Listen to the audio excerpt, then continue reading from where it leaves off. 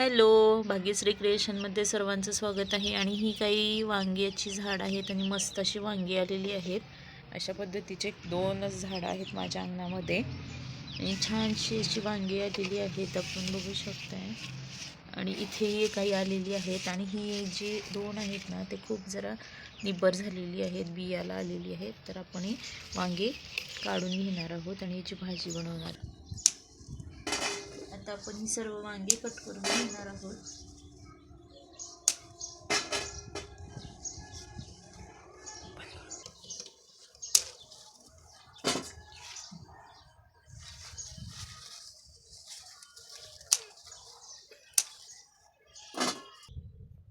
अशा पद्धतीने दोन वांग्याच्या झाडाची एवढी वांगी अशी निघालेली आहे छान. आपण आता याची भाजी करणार आहोत. चला तर आपण याची आता भाजी करूयात. आणि मी सर्वप्रथम ही वांगी स्वच्छ अशी धुवून घेतलेली आहेत. धुतल्यानंतर मी याला व्यवस्थित पद्धतीने सुरीच्या साहाय्याने काप करून घेत आहे. एका वांग्याला असे 4 अशा फोडी करून घ्यायच्या आणि जे लहान साईजची वांगी आहेत ना, त्याला मधून एकच काप द्यायचा.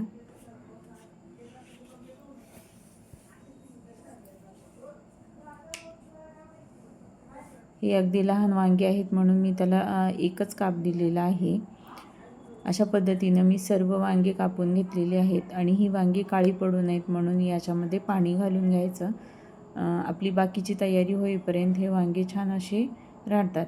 आणि या वांग्यासाठी लागणारं साहित्य आहे कोथिंबीर, भाजून घेतलेलं खोबरं, लसूण, अद्रक, कांदा, टोमॅटो, 2-3 हिरव्या मिरच्या, जिरं आणि थोडीशी हिरवी वेलची, दालचिनी आणि अशा पद्धतीने मी गरम मसाला घेतलेला आहे.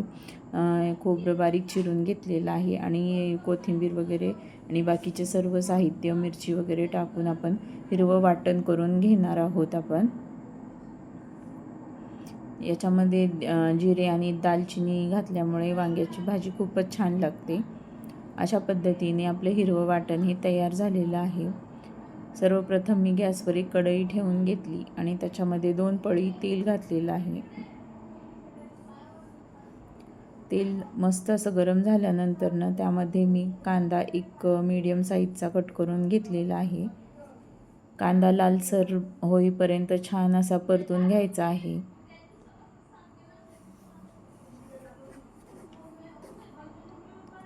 कांदा परतून झाल्यानंतर यामध्ये जो हा हिरवा वाटण बनवून घेतलेला आहे तो घालून घ्यायचा आणि व्यवस्थित पद्धतीने बारीक गॅसवर भाजून घ्यायचं तेल सुटेपर्यंत, जेणेकरून आपल्या भाजीला सुंदर अशी चव लागते. आणि कुठलीही भाजी असलं तरी मसाला छान व्यवस्थित भाजला ना तर भाजीला खूप छान अशी चव लागते. मसाला भाजून घेताना त्यामध्ये मी थोडंसं मीठ घालून घेतलेलं आहे. आणि मसाला भाजल्यानंतर त्यामध्ये मी एक टोमॅटो हे देखील कट करून घातलेला आहे. टोमॅटो नरम झाले ना त्यामध्ये सुके मसाले घालून घ्यायचं. मी यामध्ये 1 चमचा धने पावडर, घरातला लाल तिखट आणि घरातलाच काळा मसाला देखील घातलेला आहे. तो सुका मसाला व्यवस्थित भाजल्यानंतर त्यामध्ये आपण जे वांगे कट करून घेतलेले आहेत ना ते घालून परतून घ्यायचं.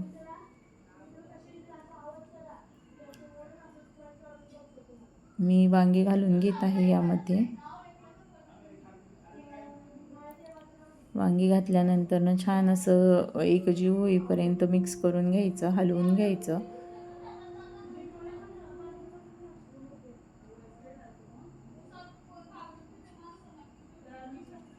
नंतर त्याच्यावर झाकण द्यायचं 1 2 ते 3 मिनिट, जेणेकरून आपली वांगी नरम अशी शिजतील. आणि जो हा मिक्सरच्या भांड्यामध्ये राहिलेला मसाला होता ना त्यामध्ये पाणी घालून थोडा वेळ ठेवून टाकायचं.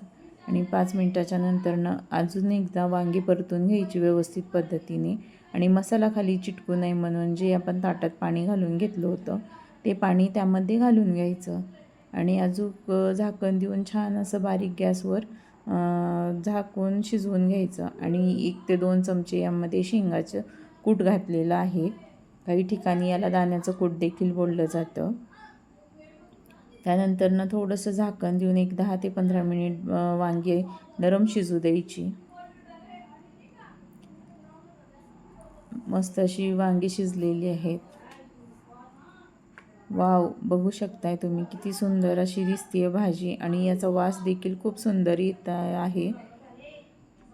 मस्त वांग्याचं भरीत तयार झालेलं आहे.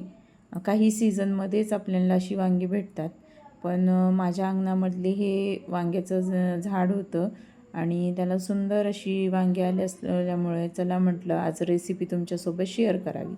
अशा पद्धतीने वांग्याचं भरीत खाण्यासाठी तयार झालेलं आहे. भाकरीसोबत किंवा भातासोबत देखील खायला खूप छान लागेल ही भाजी. मस्त चवीला तर खूपच अप्रतिम अशी झालेली आहे वांग्याची भाजी. आणि हे वांगी मस्त अशी अंगणातली ताजी ताजी असल्यामुळे थोडी भाजी तर खूपच अशी छान लागणार आहे. अशा पद्धतीने पांढऱ्या वांग्याचं भरीत खाण्यासाठी तयार आहे. माझा व्हिडिओ जर आवडला तर लाईक, शेअर अँड सबस्क्राईब.